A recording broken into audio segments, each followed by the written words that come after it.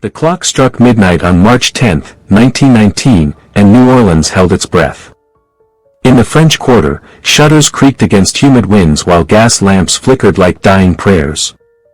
Behind locked doors, families huddled together, clutching rosaries and kitchen knives. They knew he was out there. The Axeman. Moving through shadows thick as molasses, carrying death in his hands and jazz in his twisted soul. Earlier that evening, the Times-Picayune had published the most chilling letter in the city's blood-soaked history. Written in elegant script that mocked its savage content, it promised mercy to those who filled their homes with jazz music. /I am very fond of jazz music /the killer had written /and I swear by all the devils in the nether regions that every person shall be spared in whose home a jazz band is in full swing. The city that birthed jazz now danced to a madman's tune, literally playing for their lives. But what the newspapers never revealed, what the police buried deeper than any Creole cemetery secret, was the truth behind those carefully chosen words. The Axeman wasn't just a killer with a musical preference. He was something far more sinister, a predator who understood that in New Orleans, music wasn't just entertainment. It was religion, culture, and survival all wrapped into one intoxicating rhythm. Tonight, we're stepping into the humid darkness of 1919 Louisiana, where Spanish moss hung like funeral shrouds and every saxophone note might be your last. This is the story they didn't want you to hear, the secret case that reveals how one man turned an entire city's greatest love into its deepest fear. Before we dive into these blood-soaked streets, make sure to hit that subscribe button so you never miss our journeys into history's darkest corners. Now, let the music play. Your life might depend on it. The first blow fell on May 23, 1918, in the quiet suburb of Gretna, just across the Mississippi from New Orleans proper. Joseph and Catherine Maggio lay sleeping in their modest grocery store apartment when death crept through their back door. The killer moved with surgical precision, using Joseph's own axe to split skulls like ripe melons. But it wasn't the brutality that chilled investigators, it was the method. The door panel had been chiseled away with almost artistic care, creating an opening just wide enough for a man to slip through. No broken glass, no splintered wood, no signs of struggle until the killing began. This wasn't a robbery gone wrong or a crime of passion. This was craftsmanship. The Axeman had announced himself to New Orleans with a masterpiece of violence. Detective Theodore Obitz arrived at dawn to find a scene that would haunt him for decades. Blood painted the walls in abstract patterns while the murder weapon lay discarded nearby, as if the killer wanted credit for his work. Near Joseph's body, investigators found a cryptic message scrawled in chalk /Mrs. Maggio will sit up tonight just like Mrs. Tony. The reference to an unsolved 1911 murder sent shivers through the department. This wasn't the Axeman's first dance with death. The Maggio murders established a pattern that would terrorize New Orleans for over a year. Italian grocers, sleeping families, axes taken from the victims' own sheds. But the true horror lay in the killer's psychological warfare. He didn't just murder, he orchestrated fear, turning an entire city into his personal theater of terror. Within weeks, panic gripped the Italian community like a fever. Families abandoned their businesses, fleeing to relatives in Chicago and New York. Those who stayed armed themselves with shotguns and prayer books, sleeping in shifts while children cried themselves awake. The killer had done more than take lives, he'd shattered the very fabric of a community that had survived yellow fever, hurricanes, and decades of discrimination.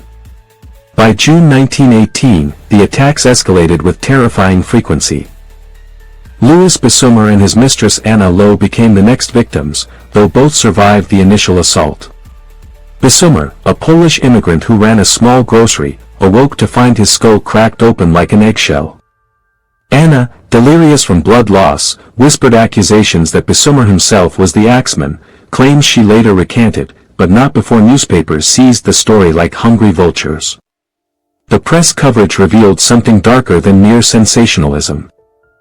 New Orleans in 1918 was a powder keg of racial tension, immigrant suspicion, and post-war paranoia.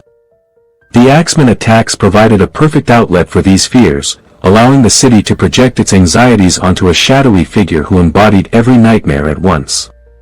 He was foreign and familiar, savage and sophisticated, invisible yet omnipresent. Detective Obitz noticed patterns the newspapers ignored. The killer struck during new moon phases when darkness was absolute. He targeted families with young children, as if their innocence somehow attracted his attention. Most disturbing of all, witnesses reported hearing jazz music drifting through the night air before attacks, not from the victims' homes, but from somewhere else entirely, as if the killer carried his own soundtrack. The breakthrough came in August 1918, when Mrs. Edward Schneider survived an attack that should have killed her. 8 months pregnant and alone while her husband worked the night shift, she represented the Axeman's preferred victim profile perfectly. But when the killer's axe split her scalp, something unexpected happened. The baby kicked violently, and Mrs. Schneider's scream pierced the night with such primal force that neighbors came running. The Axeman fled, but not before leaving behind his most revealing clue yet. Pressed into the soft wood of the chiseled door panel was a partial fingerprint, clear enough to analyze. More importantly, Mrs. Schneider had seen his face in the gaslight's glow, olive-skinned, well-dressed, with eyes that reflected no humanity whatsoever. He looked like he was listening to music nobody else could hear. She told investigators, her voice trembling with remembered terror. That description haunted Detective Obitz because it matched reports from other survivors. The Axeman didn't just kill, he performed, moving to some internal rhythm that transformed murder into a macabre dance. This wasn't random violence but ritualistic behavior, suggesting a mind that had crossed the line from mere psychopathy into something far more dangerous. The investigation took a bizarre turn when police discovered the killer's connection to New Orleans' underground jazz scene. Several victims had been known to frequent illegal speakeasies where musicians played after hours, pushing the boundaries of the new musical form that was scandalizing conservative society. The Axeman, it seemed, was intimately familiar with these venues and the people who patronized them. Jazz in 1919 New Orleans wasn't just music, it was revolution. Born in the brothels and gambling halls of Storyville, it represented everything the establishment feared: racial mixing, sexual liberation, and cultural rebellion. The fact that the Axeman demanded jazz music for mercy wasn't random, it was a calculated psychological assault on the city's deepest cultural fault lines. The killer's famous letter, published in March 1919, revealed a mind of terrifying sophistication. Written in flowing script that suggested education and refinement, it read like a manifesto from hell itself. Esteemed mortal, they have never caught me and they never will. They have never seen me, for I am invisible, even as the ether that surrounds your earth. I am not a human being, but a spirit and a demon from the hottest hell. But it was the letter's conclusion that truly chilled readers. I am very fond of jazz music, and I swear by all the devils in the nether regions that every person shall be spared in whose home a jazz band is in full swing when I have come to make my visit. If everyone has a jazz band going, well, then, so much the better for you people. One thing is certain, and that is that some of your people who do not jazz it on Tuesday night, if there be any, will get the axe. The designated Tuesday night, March 19, 1919, transformed New Orleans into something unprecedented in American history. Every home, every business, every street corner erupted with jazz music as the city literally played for its life. The cacophony was deafening, desperate, and strangely beautiful. Families who had never owned instruments banged pots and pans in rhythm. Professional musicians performed marathon sessions that lasted until dawn. Even the police stations echoed with improvised melodies as officers tried to protect themselves while maintaining order. The Axeman kept his word. No attacks occurred that night. But his psychological victory was complete. He had turned an entire city into his orchestra, conducting a symphony of fear with threats alone. New Orleans had danced to a killer's tune, and everyone knew it. Detective Obitz spent that night walking the jazz-filled streets, studying faces in the crowd. He was looking for someone who seemed too pleased with the chaos, too comfortable with the city's terror.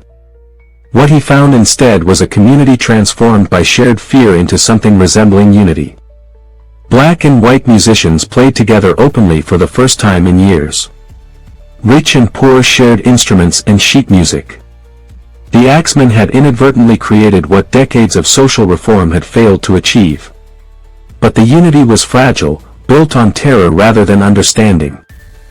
When the music stopped and normal life resumed, the old divisions returned with renewed intensity.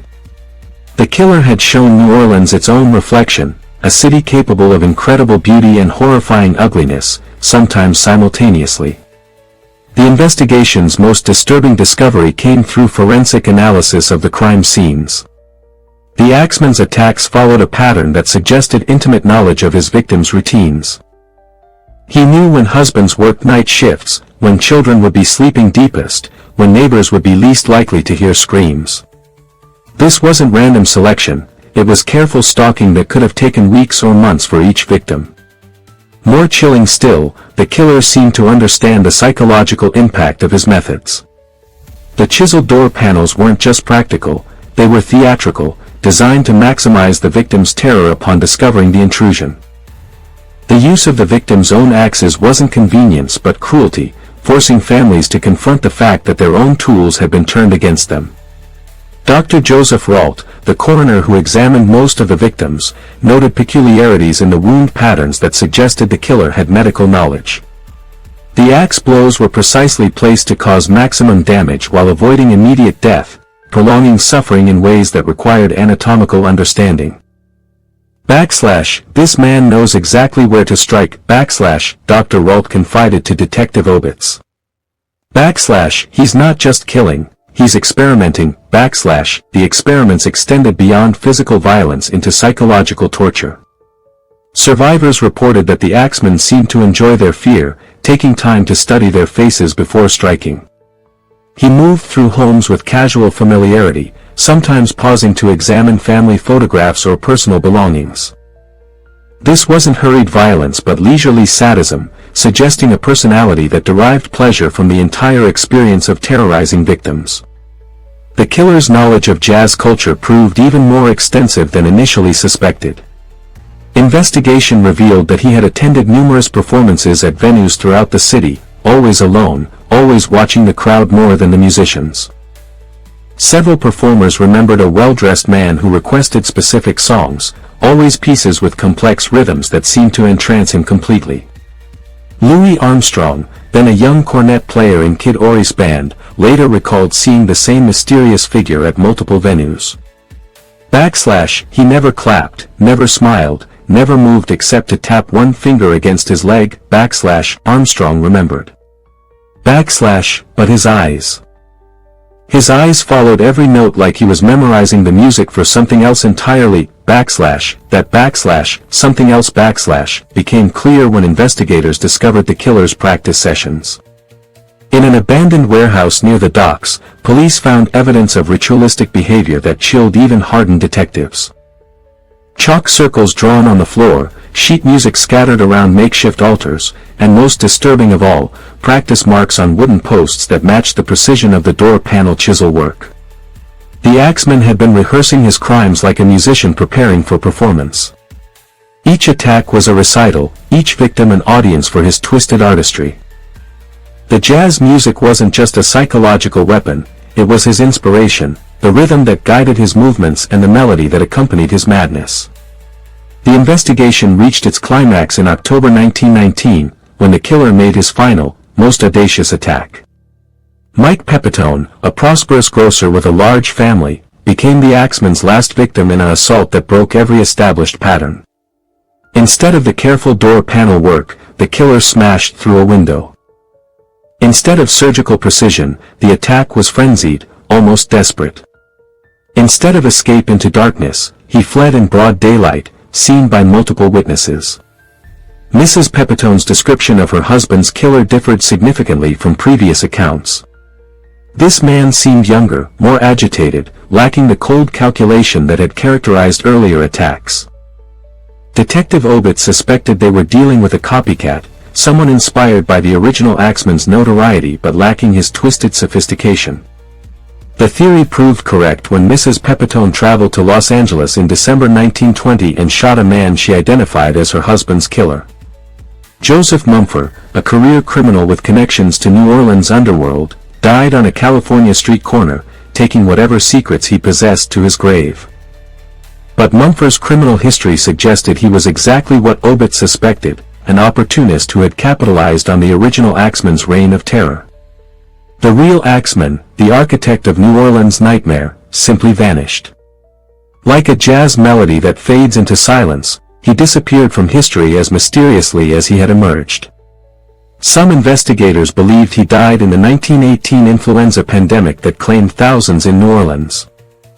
Others suspected he moved to another city, perhaps Chicago or New York, where similar unsolved murders occurred in subsequent years.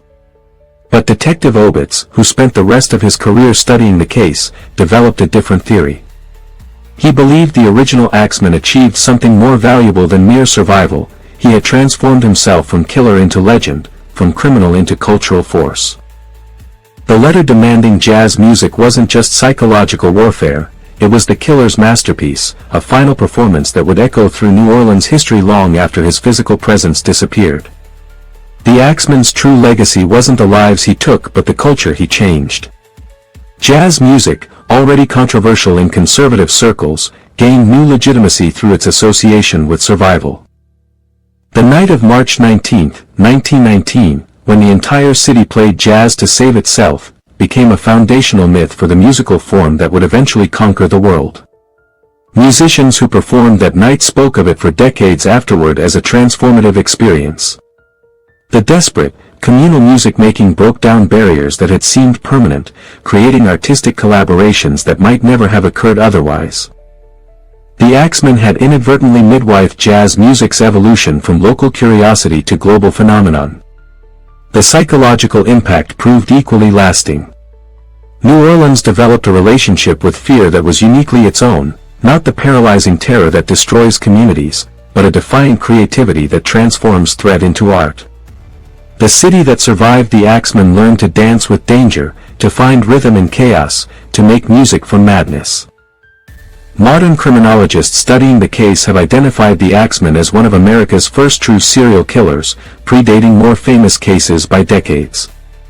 His use of media manipulation, psychological warfare, and cultural symbols marked him as a new type of criminal, one who understood that terror could be more powerful than violence, that fear could be weaponized more effectively than any axe. The case files, sealed for decades in New Orleans Police Department archives, reveal investigative techniques that were revolutionary for their time. Detective Obit's psychological profiling, crime scene analysis, and pattern recognition laid groundwork for modern forensic methods. His understanding that the killer was performing rather than simply murdering represented a breakthrough in criminal psychology that wouldn't be widely accepted for another 50 years. But perhaps the most chilling aspect of the Axeman case isn't what we know, it's what we don't. The killer's true identity remains a mystery that has spawned countless theories, from mafia hitman to voodoo practitioner to time-traveling demon. Each theory reflects the fears and fascinations of its era, proving that the Axeman continues to evolve as a cultural symbol long after his crimes ended. The New Orleans of today still bears his mark. Tour guides lead visitors through the French Quarter, pointing out buildings where attacks occurred, their voices dropping to whispers as they recount the night the city played jazz to survive. The story has become part of the city's mythology, as essential to its identity as Mardi Gras or Creole cuisine. Jazz musicians, particularly those who play the traditional New Orleans style, often reference the Axeman in their performances. Some claim they can hear his influence in certain rhythms, as if his twisted appreciation for the music left permanent echoes in the sound itself.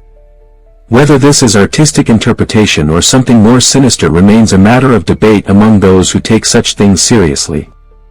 The letter demanding jazz music has been analyzed by handwriting experts, psychologists, and literary scholars, each finding new layers of meaning in its elegant script and threatening content. Some see evidence of multiple personalities, others detect signs of classical education, still others identify linguistic patterns suggesting foreign birth. The letter remains as enigmatic as its author, a puzzle that reveals more about its interpreters than its creator. As we stand in the shadow of this century-old mystery, we're left with questions that may never find answers. Was the Axeman a single individual or multiple killers working in coordination? Did he die in 1919 or simply move on to terrorize other cities? Was his love of jazz genuine artistic appreciation or calculated psychological manipulation? Perhaps the most important question is what the Axeman story tells us about ourselves. In an age when fear dominates headlines and cultural divisions seem insurmountable, the night of March 19, 1919, offers a strange kind of hope. When faced with ultimate terror, New Orleans chose music over silence, community over isolation, defiant creativity over paralyzed fear. The Axeman thought he was conducting a symphony of terror, but he created something else entirely, a testament to the human spirit's ability to find beauty in the darkest moments, to make art from anguish, to dance even when death is watching from the shadows. So what do you think happened to the real Axeman? Did he vanish into the Louisiana bayous, or did he simply blend back into society, his bloodlust satisfied by the chaos he'd created? Share your theories in the comments below. We love hearing your thoughts on these historical mysteries. If this journey into New Orleans' darkest chapter struck a chord with you, make sure to hit that like button and subscribe to Bayou Nightmares for more tales from the shadows of history. Remember, the stories we tell here are works of fiction, though they may be inspired by real events and the very real fears that haunt us all. Until next time, keep the music playing. In New Orleans, you never know when your life might depend on it.